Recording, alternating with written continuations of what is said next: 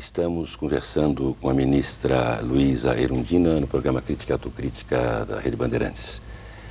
E nós estamos assistindo, os telespectadores estão assistindo momentos muito tocantes, um depoimento muito corajoso, muito sentido, que a ministra tem repartido com todos nós. Eu perguntava à ministra o que ela quis dizer, qual é a sua concepção, para ela digredir um pouco a respeito de uma expressão que usou quando visitou recentemente, depois do linchamento, a que foi vítima, o governador de São Paulo, Luiz Antônio Fleury Filho, e disse que o país precisaria armar politicamente uma espécie de arco de alianças para a solução das questões nacionais. O que é isso, ministra? Olha, eu vejo isso como uma consequência do que aconteceu antes. O impeachment foi fruto de uma aliança, de uma ampla aliança dos partidos políticos, das entidades da sociedade civil e do povo brasileiro como um todo. Consequentemente, há um compromisso coletivo dos partidos, das entidades da sociedade civil e do povo brasileiro com esse governo. É um governo de transição, não é um governo de um partido, não é um governo que foi eleito com uma proposta, é um governo que será aquilo que essas forças que o colocaram lá fizerem dele. Por isso nós somos corresponsáveis e nesse sentido é preciso consolidar essa aliança. Não ficar apenas em situações pontuais, um projeto aqui, outro projeto acolá, uma iniciativa aqui, outra acolá do governo, mas teria que haver um compromisso em torno de uma proposta mínima para o país nesses próximos 2 anos, que deve ser em cima de metas muito concretas, muito objetivas, preparando o país para 95. Eu acho que se nós não reformarmos o Estado brasileiro, se nós não fizermos uma reforma administrativa que prepare o Estado para suas funções públicas, após a reforma constitucional, após a reforma do Estado, chegaremos a 95 numa situação muito mais difícil, muito mais grave do que estamos hoje. Portanto, esse governo será o que essas forças fizerem. E eu acho que é o momento de nos sobrepormos aos interesses partidários, aos projetos de médio prazo. As eleições de 94 são eleições de 94 que estarão dadas lá e elas se darão de um determinado modo o que nós fizemos a partir de agora. Eu acho que temos que viver intensamente esse momento, esses 2 anos de transição, tentarmos fazer com que esse governo avance o mais possível para plantar os pilares, as bases, as sementes para uma nação mais moderna, para uma nação mais justa, para uma nação mais livre, mais democrática a partir de 95. E isso é responsabilidade de todos os partidos e de cada um de nós. A propósito, ministra, a senhora é parlamentarista ou presidencialista? Olha, eu nem tive tanto tempo, tempo suficiente até para me deter um pouco mais nessa questão. O meu partido ainda não se definiu, então eu prefiro até deixar que essa decisão, depois do plebiscito do partido, me coloque com mais segurança defender uma ou outra posição. Pensando assim superficialmente, não tenho base, fundamentação suficiente para dizer eu opto por essa posição em relação a outra, mas superficialmente, ou vendo em grandes linhas uma proposta e outra, eu entendo que o país avançaria na sua organização política num sistema parlamentarista. Mas isso supõe mudanças profundas a nível dos partidos políticos, a nível do próprio Estado, a nível da organização da sociedade como um todo. Portanto, eu acho que é uma questão que há muito pouco tempo a se decidir sobre ela. Eu não sinto que é uma questão premente a ponto de mobilizar o interesse da sociedade, sobretudo aqueles setores que estão premidos pela sobrevivência. A crise está aí, a recessão está aí, o desemprego continua muito forte, penalizando a imensa maioria dos trabalhadores. Me preocupa que essa questão ela se sobreponha aos interesses imediatos do povo, dos trabalhadores e das pessoas e termine sendo uma decisão que não tenha sido minimamente incorporado pela sociedade. E isso é ruim, porque termina sendo uma mudança na forma, nos textos legais, e que vai ter dificuldade de se implementar na prática, no cotidiano da vida das pessoas e da nação. E tem muito a ver, não é, ministra, essas mudanças que seriam necessárias para que o parlamentarismo funcionasse, e isso tem muito a ver com o desafio que a senhora aceitou ao aceitar o convite do presidente Itamar para cuidar do Estado, cuidar de reformar o Estado.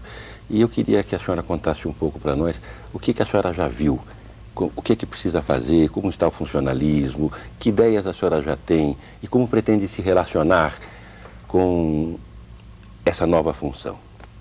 Olha, uma das coisas que esses poucos dias à frente daquela secretaria me colocou é que o Estado brasileiro está despreparado até para responder às suas funções na situação em que se encontra hoje o país, a organização política do país, a Constituição nos termos em que foi dado em 88. Agora imagina com uma reforma, uma revisão constitucional, uma mudança do sistema de governo, como é que esse Estado se encontra hoje para atender às novas responsabilidades, a um novo papel que lhe cabe num Estado reformado. E para isso nós temos realmente nos defrontado com uma situação de verdadeiro caos.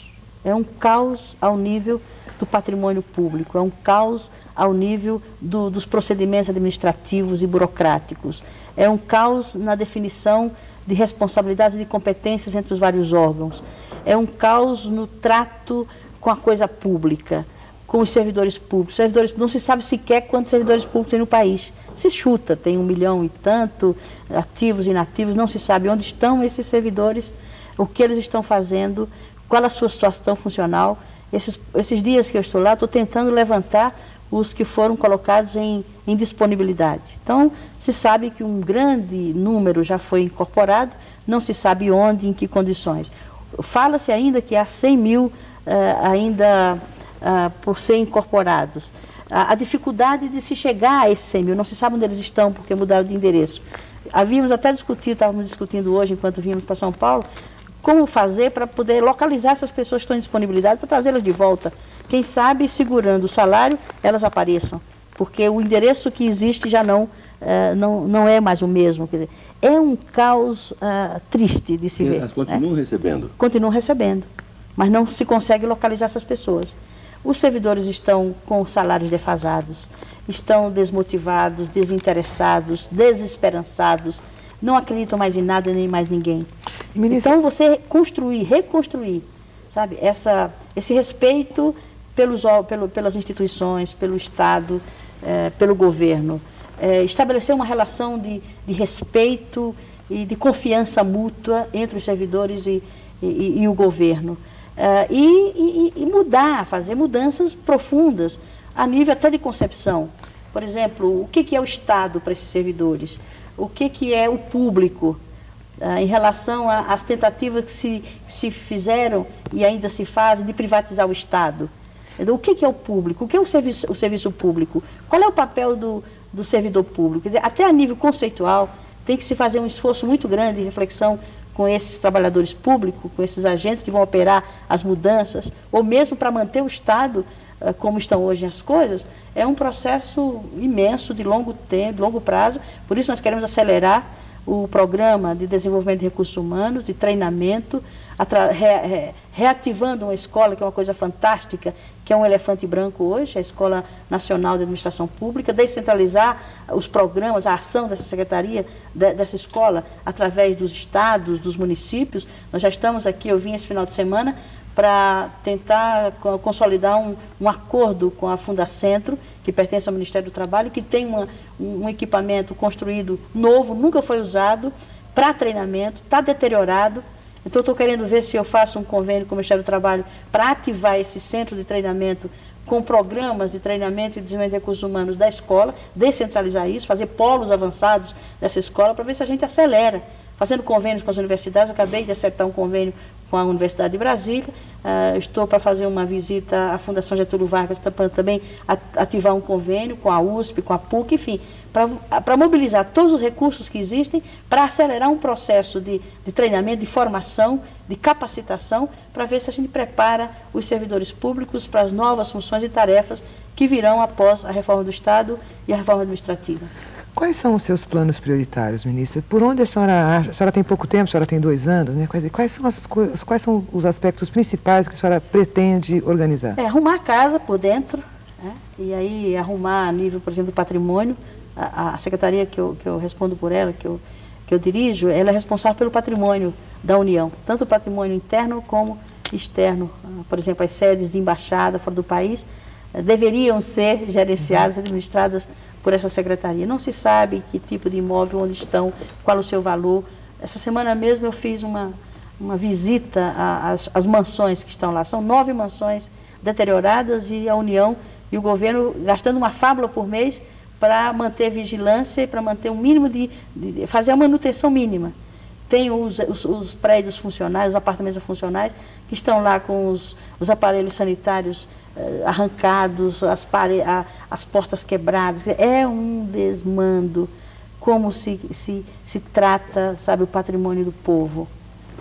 E isso precisa ser arrumado. Então, isso é uma coisa. Uma outra coisa, a fazer um processo de informatização, quer dizer, ter um sistema de informatização para poder racionalizar os procedimentos, para poder, inclusive, levar a informação ao público. Eu tenho dito que a gente tem que quebrar essa caixa preta que é o Estado brasileiro e tem que trazer o ar da sociedade para ver se areja por dentro esse Estado, cria mecanismos de controle e de fiscalização da sociedade para ver se a gente consegue quebrar os quistos que existem lá, os polos de resistência que tem lá, mudanças. Portanto, é de um anacronismo, sabe, de uma inércia, de um desmando, que é realmente uma coisa gigantesca. E dá uma angústia porque é pouco tempo, são 2 anos, e tem que mexer minimamente nisso. E a outra área é a área de recursos humanos. Quer dizer, essa é central, é fundamental para você preparar as mudanças que precisam vir imediatamente. Então, vamos ver se a gente ataca essas 3 frentes aí e a gente consegue dar um pouco de ordem nessa casa aí. Ministra, para realizar esse gigantesco trabalho a que a senhora se propõe, de arrumar uma casa tão desarrumada e desarrumada há tanto tempo, eu gostaria de saber da senhora, nesse pouco tempo que a senhora tem à frente desta secretaria, como é a relação, como é que a senhora se relaciona, o que a senhora tem visto, como é que é trabalhar, ser ministra do presidente Itamar Franco. Mas pediria à senhora que respondesse depois do intervalo.